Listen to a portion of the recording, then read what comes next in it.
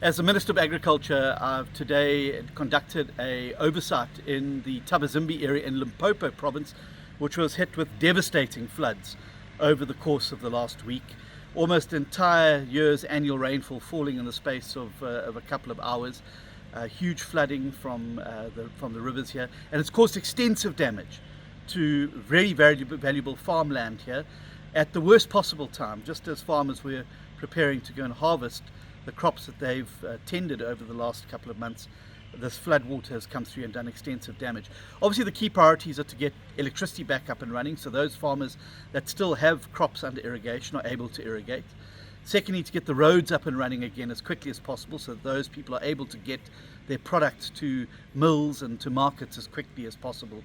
But in the longer term, we're going to have to look at how we mitigate and protect our farming areas from very clearly the effects of climate change that are starting to have a huge impact on agriculture. We are going to have to look at things like raising dam walls, putting in place new dams and infrastructure to better manage these changing rainfall patterns, so we don't have this boom or bust phenomenon in the agricultural sector where people are wiped out in a year of flooding and then suffer the following year with drought.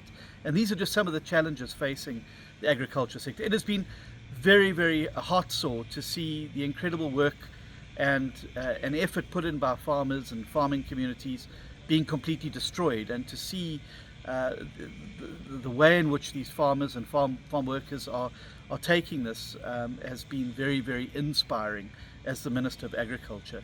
There are a lot of jobs on the line here as well, and that's an aspect that a lot of people recognize. As seasonal workers, as permanent workers that are now not going to have crops to harvest, and which means they're not going to be able to find work.